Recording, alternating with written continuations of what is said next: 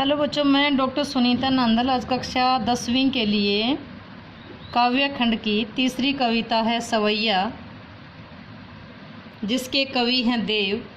कविता है इसकी सवैया और कवित्व। आज हम पहला सवैया पढ़ेंगे, उसकी व्याख्या करेंगे आज। एक बार ध्यान से पद्यांश को पढ़िए। इसको सवैया क्यों कहा गया? सवैया छंद है इसमें। कविता देखिए। पायनी नुपुर मंजू बजय, कटी किंकिनी का धुनि की मधुराई, सांवले अंग लसै पट पीत हिय हुलसे वनमाल सुहाई, माथे किट बड़े दृग चंचल, मंद हंसी मुख चंद जुनहाई, जय जग मंदिर दीपक सुंदर, श्री ब्रज दुर्लय देव सहाई। पायनी पैरों में, नुपुर घुंघरू कहो, पायल कहो, मंजू सुंदर बजय बजती है।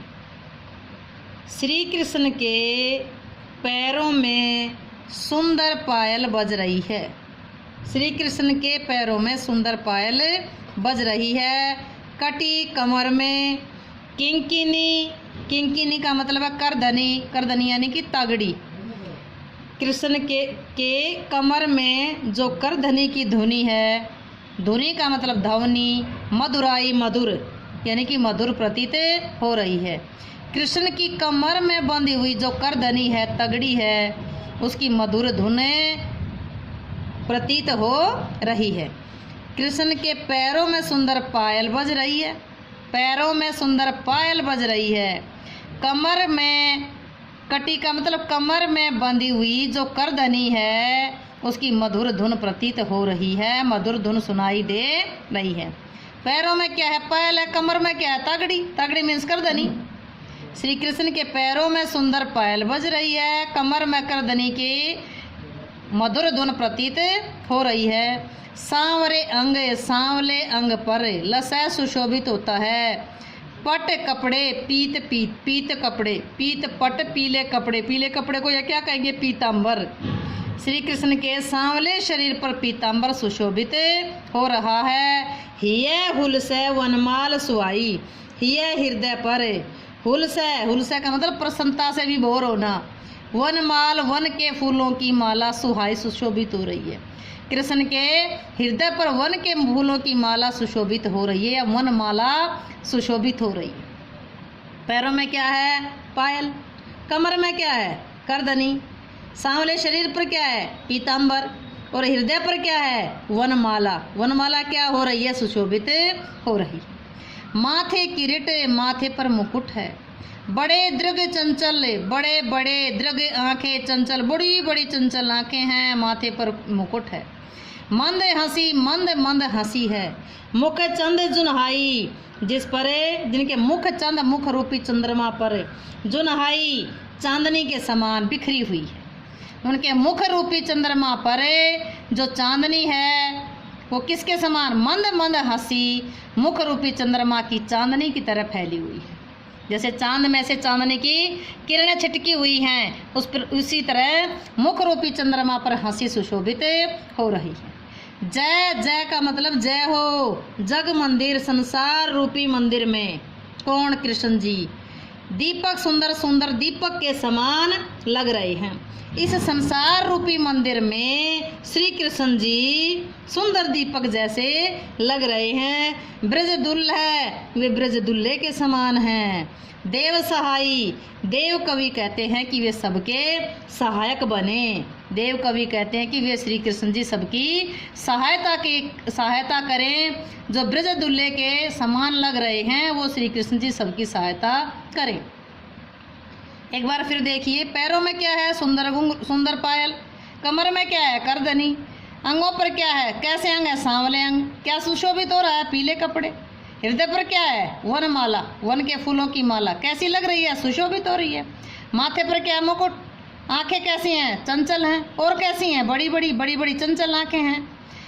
मुख रूपी चंद्रमा, मुख रूपी चंद्रमा पर क्या है? मंद हंसी। कैसी हंसी? जैसे चंद्रमा की चांदनी छिटकी हुई हो, बिखरी हुई हो। जय जग मंदिर दीपक सुंदर, श्री कृष्ण जी वे इस संसार रूपी मंदिर में दीपक के समान सुंदर लग रहे हैं। वे ब्रज के दुल्हे के समान हैं। वे श्री कृष्ण जी सबकी सहायता करें, सबके सहायक बने।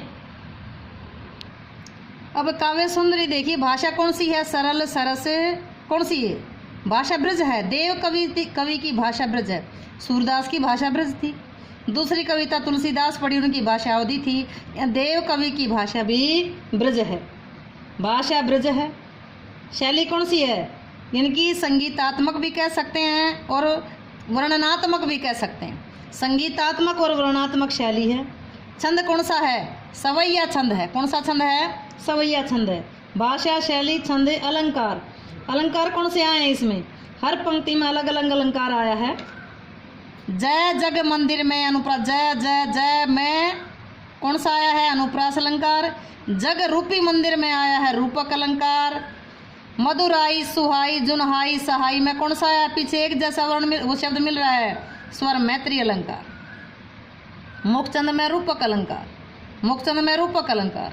कटी किंकिनी में अनुप्रास अलंकार कै वर्ण की आवृत्ति है। कौन सा आया? अनुप्रास अलंकार। पट पीत में कौन सा अलंकार आया? अनुप्रास अलंकार। कौन सा है? अनुप्रास अलंकार। भाषा ब्रज है, शैली वर्णनात्मक, संगीतात्मक, छंद सवैया, अलंकार। रस कौन सा है? भक्ति रस, प्रसाद गुण, दृश्य बिंब, अभिधा शब्द शक्ति है। कौन सी? अभिधा शब्द शक्ति है। अब इसमें कवि कौन था? एक बार रिवीजन करो। कवि कौन है? कवि है देव। कविता कौन सी है? सवैया। कवि कौन है? देव। कविता है सवैया। प्रसंग क्या था इसका? कवि देव के श्री कृष्ण के रूप सौंदर्य संबंधी सवैये से लिया गया है। कृष्ण के इसमें बालक कृष्ण के रूप सौंदर्य का वर्णन किया गया है। व्याख्या क्या है? व्याख्या अभी हमें पढ़ी है। पाँव में क्या पहने हुए हैं? पाँव में पायल है। और कमर में क्या है? करधनी है। करधनी की कैसी ध्वनि है? मधुर है। कृष्ण के मुख और नेत्रों की शोभा कैसी है? मुख कैसा है? मुख पर चंद्रमा की चांदनी के समान है, हंसी फैली हुई है।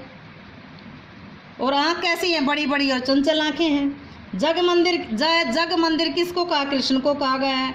ब्रजदुल्ला किसको कहा गया है? कृष्ण को कहा गया है। इसका वंश का जो भाव है वो भाव क्या है? जो ये पद्यांश हमने पढ़ा है उस पद्यांश का भाव क्या है? भाव है इसमें कृष्ण के बाल सौंदर्य का वर्णन किया गया है। बालक कृष्ण की मनोरम छवि को प्रकट किया गया है। कृष्ण का रूप मनमोहक है, सबको अपनी ओर आकर्षित कर रहा है, मन को मोहने वाला है। उम्मीद है कि पद्यांश आपको अच्छे से समझ आया होगा। वीडियो अच्छी लगी हो तो लाइक करें, शेयर करें और चैनल को सब्सक्राइब करना ना भूलें।